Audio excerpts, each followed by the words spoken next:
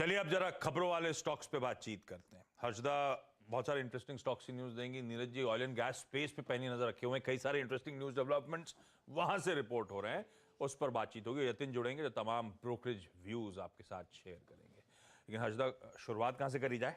SBI card आशीष, SBI card वैसे भी कल भी खबरों में था क्योंकि उन्होंने ये फेस्टिव सीजन के लिए एक कैशबैक ऑफर निकाला है और स्टॉक में थोड़ा सा आज भी एक्शन देखने को मिलेगा क्योंकि अगस्त का दरअसल इंडस्ट्री का डेटा आया और ये डेटा बेसिकली ये कह रहा है कि इंडस्ट्री के मुकाबले कंपनी का प्रदर्शन काफी बेहतर रहा है।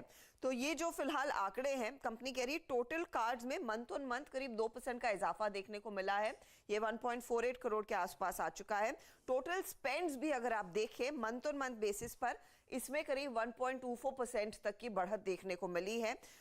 ये आंकड़ा 19,641 करोड़ के आसपास आया है। तो टोटल कार्ड की संख्या में इजाफा और साथ ही साथ स्पेंड्स में भी एसबीआई कार्ड्स के लिए इजाफा ही देखने को मिला है।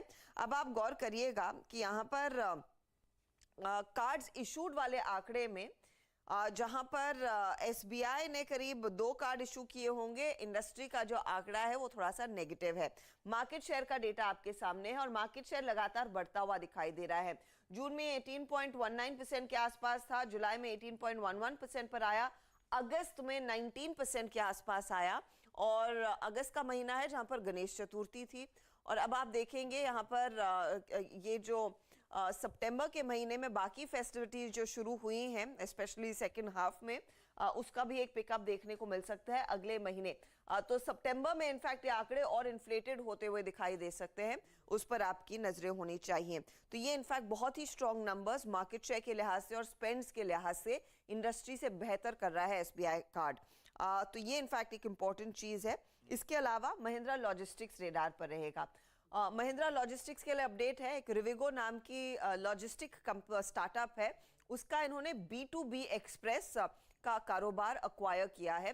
225 करोड़ में दरअसल ये एक्विजिशन होगा। इन्होंने बिजनेस ट्रांसफर एग्रीमेंट साइन किया। अब इस पर्टिकुलर एक्विजिशन से माना यही जा रहा है कि जो महिंद्रा लॉजिस्टिक्स का रेवेन्यू है 8 से 9% बढ़ता हुआ दिखाई देगा। कई इंक्रीमेंटल रेवेन्यू और सिनर्जीज देखने को मिल सकते हैं। तो ये फिलहाल एक अपडेट महिंद्रा लॉजिस्टिक्स के फेवर में जाता हुआ दिखाई देगा।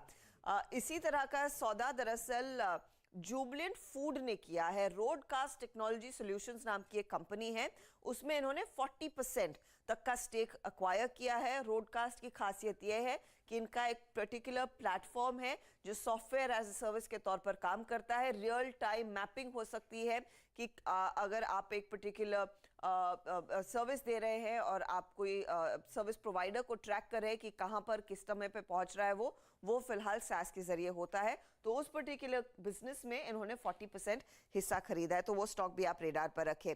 दूसरी कंपनियों में आज ये डेल्टा, नजारा जैसे स्टॉक्स रेडार पर रहेंगे। आप लोग सुबह में बातचीत भी कर रहे थे कि तमिलनाडु की सरकार ने दरअसल कैबिनेट ने बैन की घोषणा की, एक ऑर्डिनेंस इशू किया है, ऑनलाइन गेमिंग राज्य में उस पर पाबंदी लगाई जाए। अब online gaming specifically skill based gambling games के लिए उन्हें क्लैरिफाई की है, जहां पर डेल्टा कॉर्प के लिए एक धक्का लग सकता है क्योंकि डेल्टा का अगर आप पूरा ऑनलाइन गेमिंग का पोर्टफोलियो देखेंगे, उसमें रूले है, ब्लैक जैक है, पोकर है, कई दूसरे गेम्स हैं जो primarily card based gambling games हैं। तो उसका एक थोड़ा सा ओवरहैंग देखने को मिल सकता है स्टॉक में। कुछ छोटी कंपनियां रेडार पर आप रखेंगे। ओरिएंट बेल, काफी दिनों बाद दरअसल स्टॉक का आपको नाम सुनाई दिया होगा।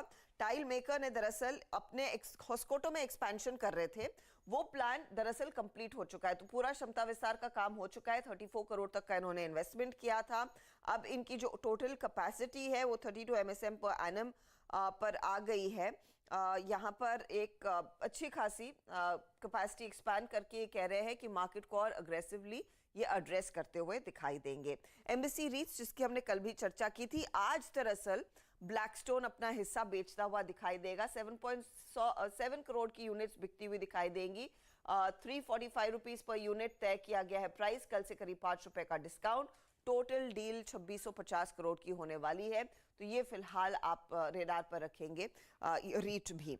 आरती इंडस्ट्रीज की एजीएम के कुछ हाइलाइट्स आपके सामने पेश करते। कंपनी कह रही है कि केमिस्ट्री और फार्मा प्रोडक्ट्स पर दरअसल ये फोकस करने वाले हैं। 40 केमिकल्स और 50 फार्मा प्रोडक्ट्स अब आगे लॉन्च करने का दरअसल कंपनी का इरादा है, जहां पर कैपेक्स केमिकल बिजनेस के लिए 2500 करोड़ से 3000 करोड़ का इन्होंने प्लान किया है। फार्मा बिजनेस जो वैसे भी डीमर्ज हो रहा है, उसमें जो कैपेक्स प्लान है वो लगभग 350 से 500 करोड़ के बीच प्लान है। कंपनी ने इनफैक्ट थोड़ा सा आउटलुक भी दिया FY21 की तुलना में ये FY24 में किस तरह की एक्सपेक्टेशन कर रहे हैं। तो दरअसल एबिटा प्रॉफिटेबिलिटी में ये कह रहे हैं 1.7 से 2 गुना की बढ़त का अनुमान है। अब टर्नओवर याद रखिएगा, इनका करीब करीब 5000 करोड़ का था। प्रॉफिटेबिलिटी के आंकड़े पर अगर आप ध्यान देंगे वो 500 करोड़ के आसपास का था, तो 2 गुना होने के आसार है कंपनी के, ये उन्होंने कह दिया है। तो स्टॉक रेडार पर रह सकता है। क्विक हील ने अपडेट दे दिया है कि 4 अक्टूबर को दरअसल इनका बायबैक खुलता हुआ दिखाई देगा। 300 रुपए प्रति शेयर का बायबैक है। टेंडर रूट का बायबैक है, याद रखिएगा 150 करोड़ मैक्सिमम कंपनी खर्च कर रही है इस बायबैक में। कुछ बल्क ट्रेड्स भी रेडार पर। कल मैक्स इंडिया में हैब्रॉक इंडिया मास्टर एलपी ने करीब 4 लाख से ज्यादा शेयर खरीदे। ये 83 रुपीज के आसपास सौदा हुआ है। स्टॉक इनफैक्ट 84 पर जाकर टिका। और मैस्टेक में हमने देखा स्मॉल कैप वर्ल्ड फंड ने करीब करीब 5.5 लाख शेयर खरीदे। नियरली 1.82% ऑफ इक्विटी खरीदी गई है।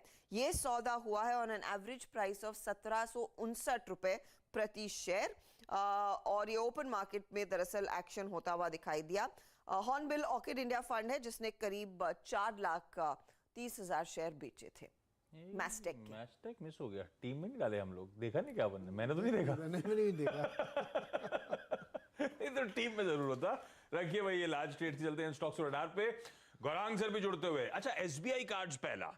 एसबीआई कार्ड्स पे 2 ब्रोकरेज रिपोर्ट्स आई। मॉर्गन स्टैनले ओवरवेट 1100 के टारगेट्स, जैसा हर्षद ने मेंशन करा वही बात वो कर रहे हैं। मंथली स्पेंडिंग इंडस्ट्री की अगस्त में गिरी, इस कंपनी की मंथली स्पेंडिंग